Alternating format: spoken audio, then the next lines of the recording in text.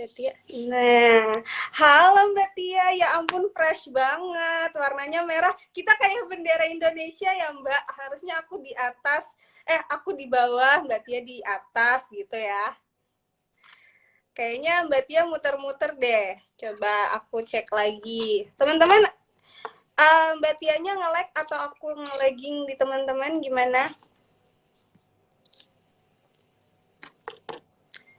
Kayaknya Mbak Tia ya yang nge-lag ya, atau aku?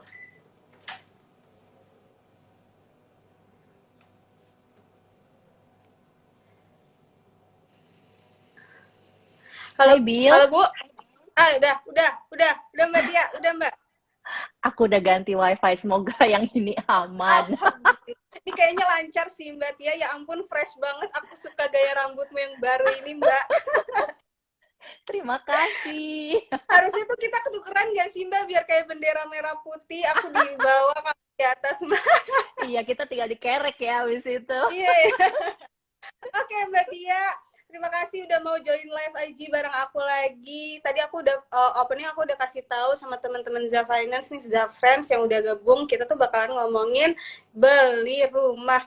Susah nggak sih Mbak beli rumah di masa pandemi kayak gini? Ada nggak sih harga-harga yang murah-murah gitu? Tapi gimana ya Mbak cara buat ngedapetin rumah itu? Oke.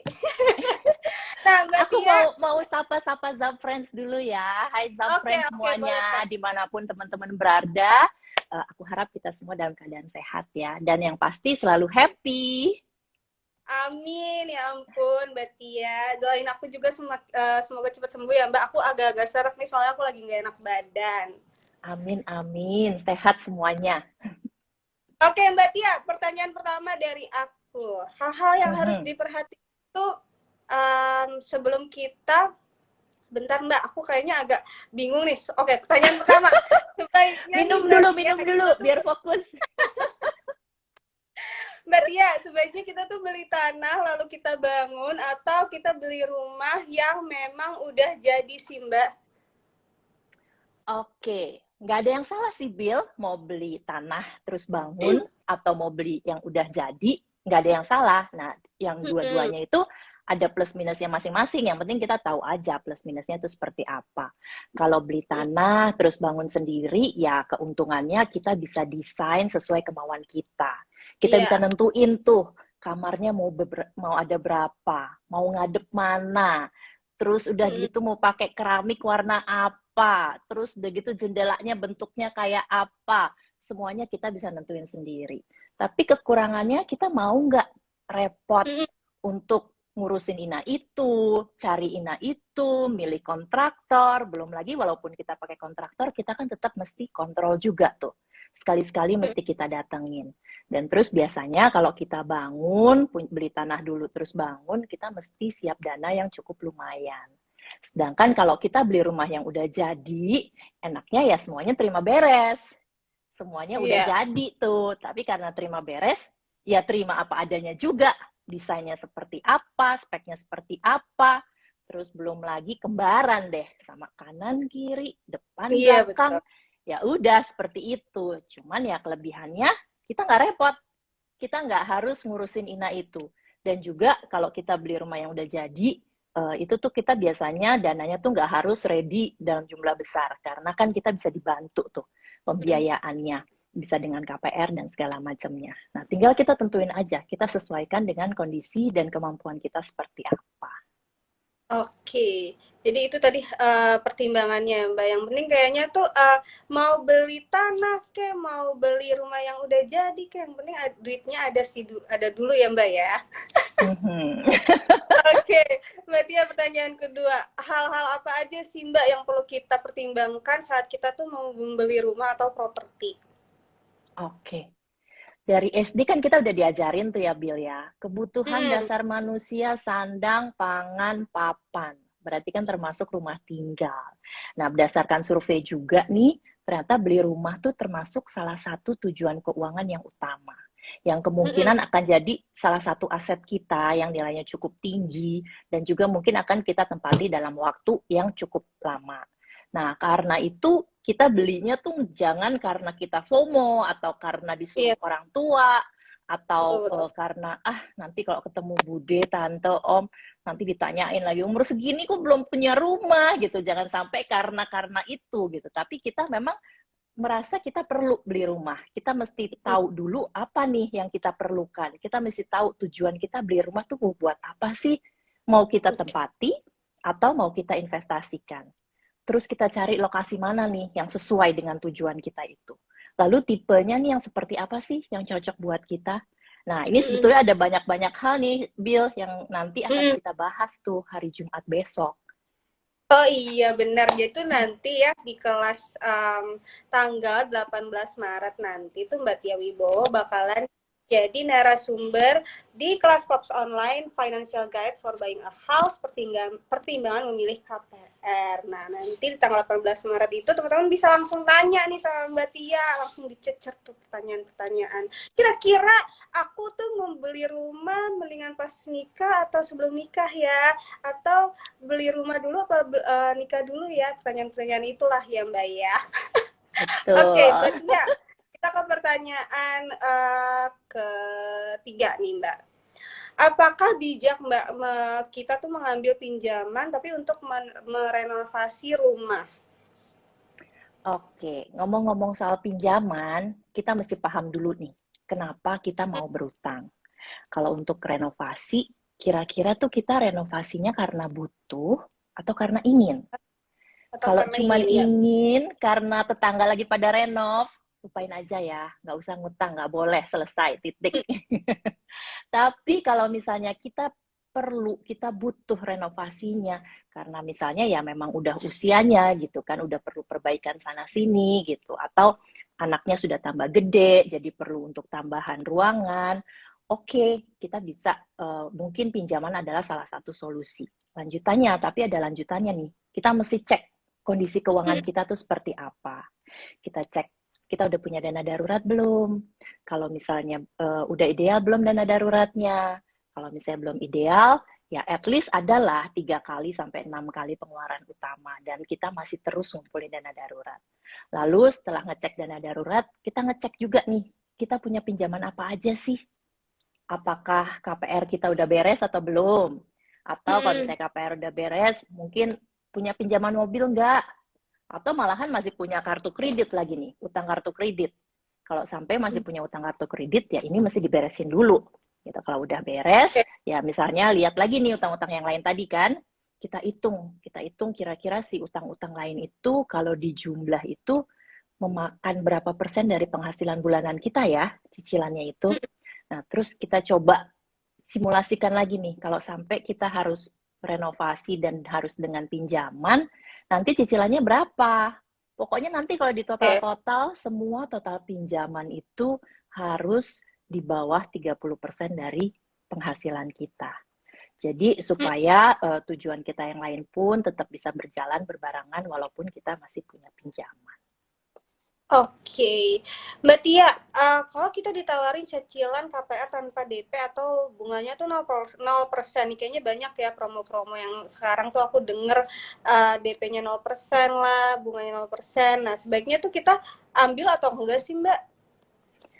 Aduh, yang namanya 0% tuh memang selalu menggoda ya, Selalu Bill ya. menentukan ya, Mbak Tia ya.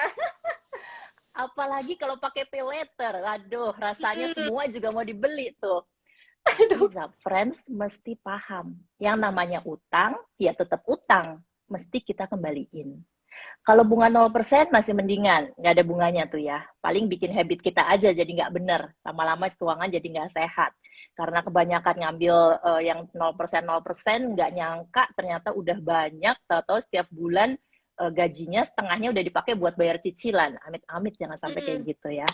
Nah, tapi kalau DP 0% ini artinya utang kita lebih besar kan.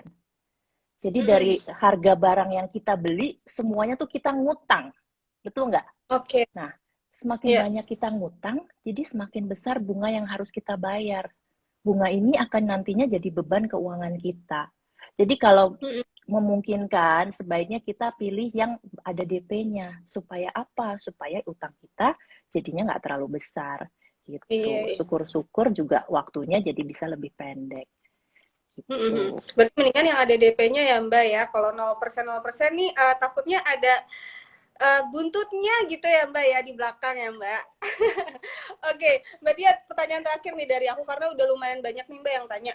Boleh nggak sih Mbak dijelasin secara singkat aja nih Mbak, jenis-jenis fasilitas pinjaman itu ada apa aja sih Mbak? Oke, fasilitas pinjaman. Pinjaman itu kan sebetulnya transaksi antara dua pihak ya, Bill ya. Ada pihak pertama yang memberi uang dan ada pihak kedua yang menerima uang. Nah, terus mereka berkomitmen akan mengembalikan uang tersebut dalam jangka waktu tertentu dengan term and condition-nya masing-masing. Nah, besok tuh sebetulnya kita akan lebih spesifik ngomongin pinjaman rumah, yaitu KPR. KPR tuh ada macamnya tuh banyak loh, Bill. Kamu tahu nggak ada macam-macam banget tuh KPR. Nah, salah satunya kan ada KPR bersubsidi, KPR konvensional, KPR syariah. Nah, ini banyak banget kalau ya. kita omongin di sini bisa 1 jam lagi nih kita ngobrolnya. Iya benar-benar aku diomelin sama adminnya Zaf Finance Mbak. Kalau lebih dari 20 menit nih aku udah dicecer-cecer sama adminnya Zaf Finance. Iya, Oke. Nah, menarik banget nih teman-teman. Jadi pembahasan ini akan dibahas lebih panjang lagi sama Mbak Tia di kelas tanggal 18 Maret nanti. Nah, Zafriends jangan lupa ikutan kelasnya. Kalau mau ikutan kelasnya bisa ke www.zafinance.co.id atau ke link yang ada di Instagram bio-nya Zafinance. Nah, sekarang tiketnya tuh ya Mbak Tia masih early bird. Harganya 99.000.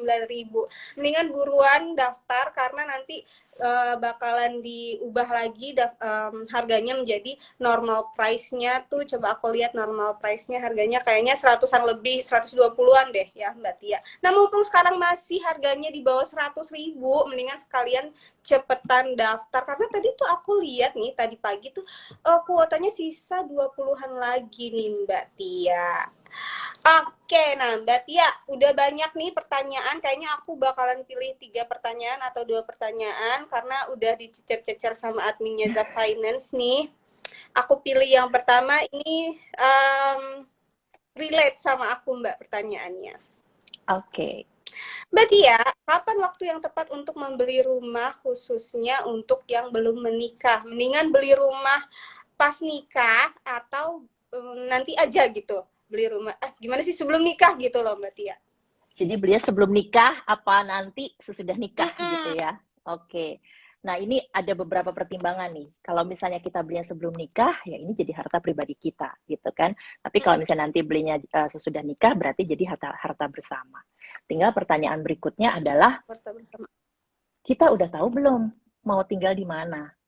Karena beli rumah nih nggak kayak beli baju atau beli sepatu yang sebulan 2 bulan kalau udah bosan ya udah nggak usah dipakai, nggak kayak gitu kan. Nah karena rumah ini nilainya cukup besar dan juga ya biasanya cocoknya untuk dipakai dalam jangka panjang. Jadi kita mesti pahami dulu kebutuhan kita. Kalau kita sudah paham kebutuhan kita dari sebelum nikah, ya why not gitu. Tapi dipikirkan juga kira-kira nih nanti apakah rumah ini sesudah kita menikah akan bagaimana nih? Apakah kalau misalnya ternyata nanti kan sesudah menikah nih bukan udah ngomongin kita sendiri kan, jadinya ngomongin sama pasangan kan. Apakah jadinya masih sesuai dengan kebutuhan bersama atau enggak? Kalau misalnya enggak, berarti kan ada kemungkinan pindah.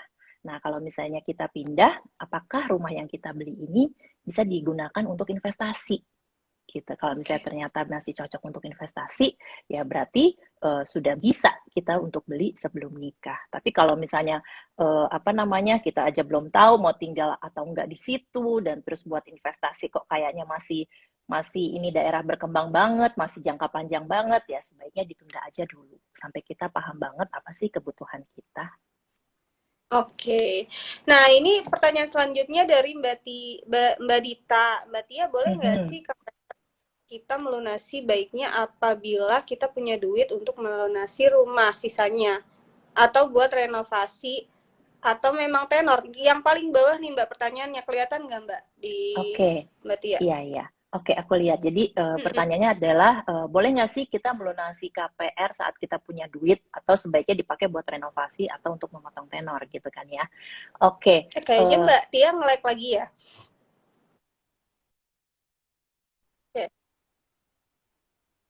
Halo Mbak Tia. Ya, Bill. Oke. Udah kedengeran Mbak. Oke. Oke, jadi pertanyaannya, boleh nggak kita melunasi lebih cepat gitu kan ya KPR kita, atau sebaiknya dipakai untuk renovasi atau memotong tenor gitu kan. Nah, balik lagi nih, gimana urgensinya soal renovasi? Kalau misalnya urgensinya tidak terlalu urgent untuk renovasi, ya melunasi KPR pastinya akan lebih bagus. Jadi walaupun kita waktu membeli itu dibantu dengan Mm. pembiayaan, tapi kalau misalnya kita bisa melunasi lebih cepat, pasti akan lebih bagus.